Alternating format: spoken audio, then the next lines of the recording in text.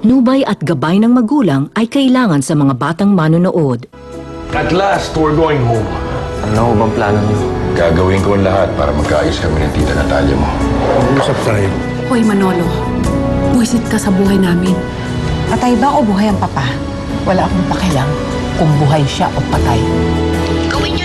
Mas komportable ang buhay ng asawa ko dyan sa loob. Sabi ni Melchor, may nagbayad daw na babae para doon. Alamin mo kung sino siya. Handa naman ako magbigay ng donation sa inyo. Natalia, don't do this to me. Don't make me hurt you again. So, ano namang nangyari? Nalusaw ba ang puso ni Carl? Let's just say meron akong malaking surprise para sa kanya mamayang gabi. Tigilan mo! Asawa kita sa papel! Hanggang doon na lang yun! Guard! Please, Carl.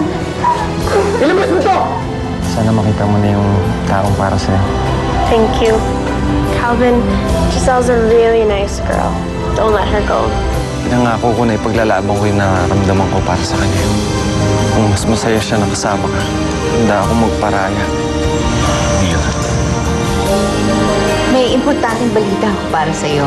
Gagawin kitang national image model ng clinic ko. Pinuntahan ko si Giorgio at nakiusap ako sa kanya na... Tito Giorgio na naman. Sino ba talaga yung mahal mo sa kanilang dalawa? Mukhang nasaktan siya sa sinabi mo eh. Wala naman akong pakialam kung masaktan man siya o hindi. Dahil hindi naman siya yung totoo kong mommy. Narinig ko na hindi ikaw ang tunay niyang ina. Adriana, totoo ba ang narinig ni Mama? Na sinabi mong hindi kita anak?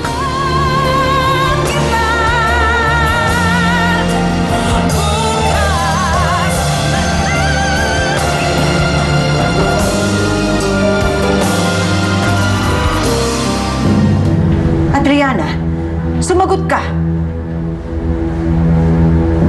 Totoo ba? Mommy, hindi po totoo yun. Are you calling me a liar? No, Lola. Pero baka mali lang yung narinig mo sa akin. Adriana, matanda na ako. Pero hindi ako bingi. Narinig ko sa sarili kong mga tenga na sinabi niya, hindi daw ikaw ang tunay niyang ina. Sinungaling yan. Huwag ka maniwala sa kanya. I know that even from the beginning, I was always in doubt na siya talagang anak mo. Unfortunately, the DNA tests matched. Hindi ko alam kung paano nangyari yan. Pero even up to this moment, I do not believe na tunay mo siyang anak. She's a liar.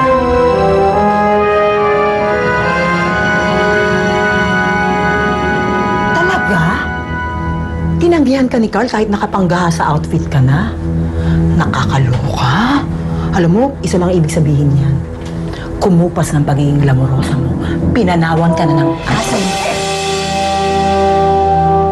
Kung ikaw kaya ang panawan ko ng hininga, ha? Makaano ka naman dyan para mananakit ka naman ng todo naman eh.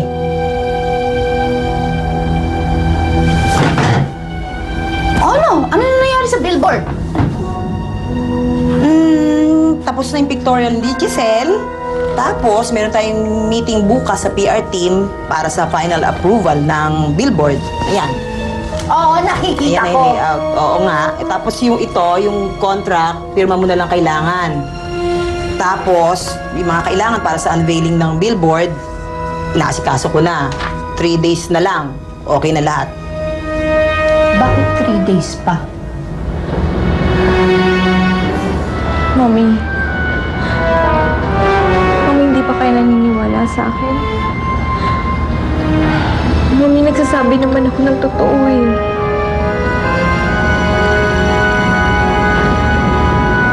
Huwag ka na umiyak. Tama na.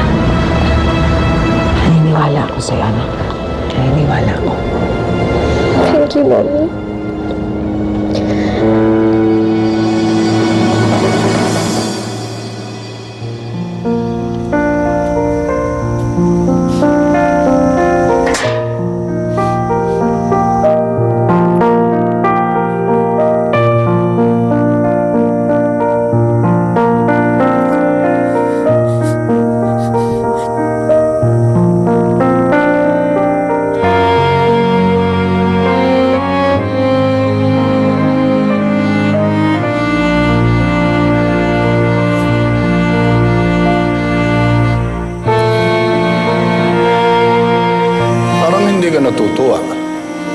lang naman ang pwede maging dahilan yan eh.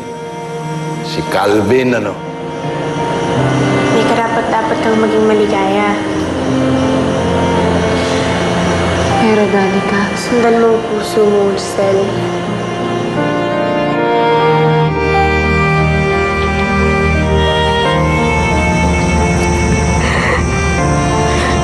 Sel.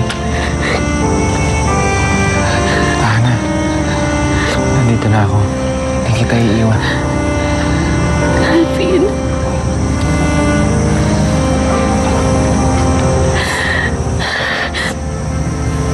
Maraming salamat.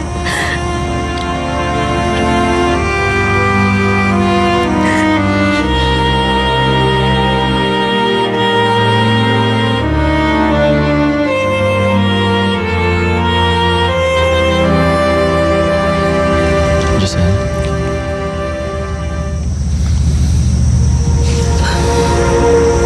Stefano? Eh, yun yung timetable ng marketing eh. Para daw mapabongga nila yung unveiling ng billboard. Para nga sa akin, gipit pa yung 3 days na yun eh. Okay, sige. Basta kailangan lahat ng press iimbitahin mo.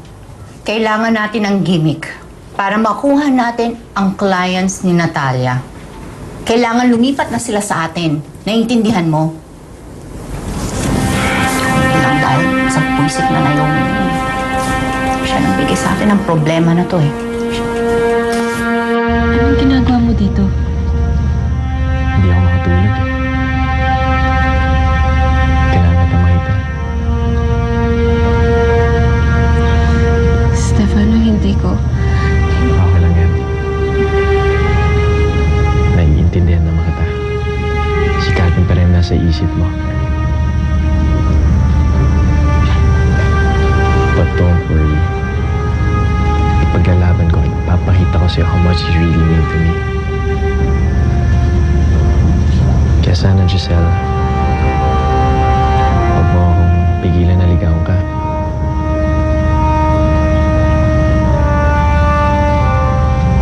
Stefano, pasensya na. Kailangan ko lang magpahinga.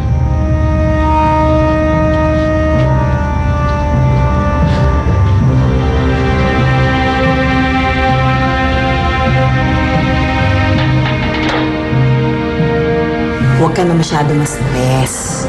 Ako nang bahala sa lahat. Pati invitation, inasikaso ko na. Pati yung mga payola na ibibigay sa mga kinauukulan. Lalo na dun sa mga kinauukulan na hindi masyadong tight ang beauty mo. Kung hindi maganda ang kalalabasan nito. Pinapangako ko sa'yo, Britney. Papapangitin ko lalo ang mukha mo.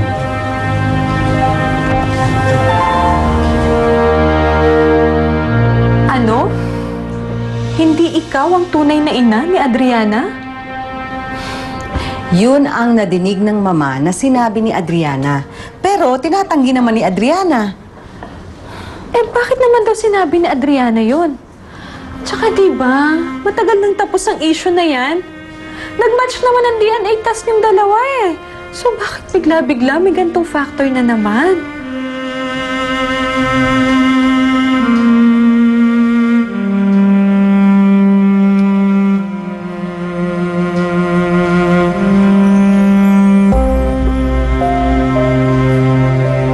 I like this one. Gawin yung konting glossy yung print and magmumukha siyang very classy. Ay, Paulina, may suggestion ako. Mas maganda yung dating niya, mas magiging matindi yung dating niyan. Pag medyo yung nakalilis yung damit, kita nung konti yung dibdib, parang mas alluring, enticing, sexy. Britney, okay na ako. Please. Okay. Baka naman tama ang sinabi ni Adriana. Nagkamali lang ng dinig ang mama. Pero may point si Adriana, ha? May sakit ang mama mo. Hindi ko alam. Kasi, hindi naman basta-basta magsasalita ang mama nang hindi siya sigurado. So, naniniwala ka sa kanya? Ladies, ito ang gusto ko. Tomorrow, bago nyo pa-print, gusto ko makita ang layout. Okay? Yes, Doktora.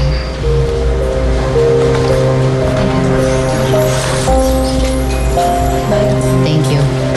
Okay. Ay, gawin nyo yan ha. Mabilis. Para magawa na natin yan agad. Agad-agad.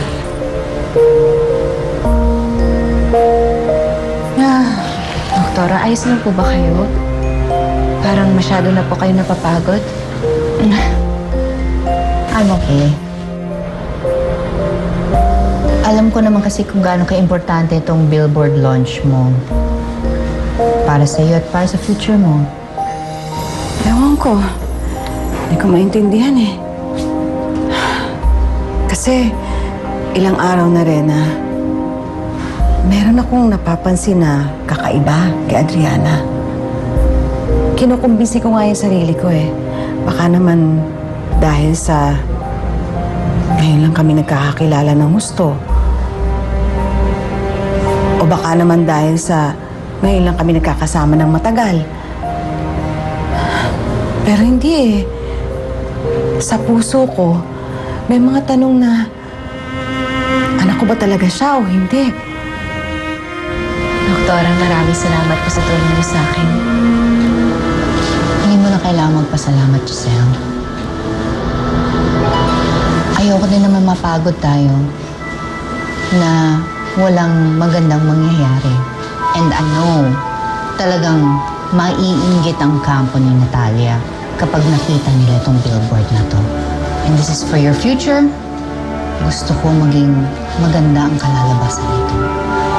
Kaya huwag ka mag-alala. Magiging maayos ang lahat. Mahirap yan, Natalia. Sa dami ng problema mo ngayon, I don't think na makakatulong sa'yo kung pati yan naiisipin mo pa. Pero sandali, bakit hindi mapuntahan ulit si Miranda? Para makasiguro ka lang.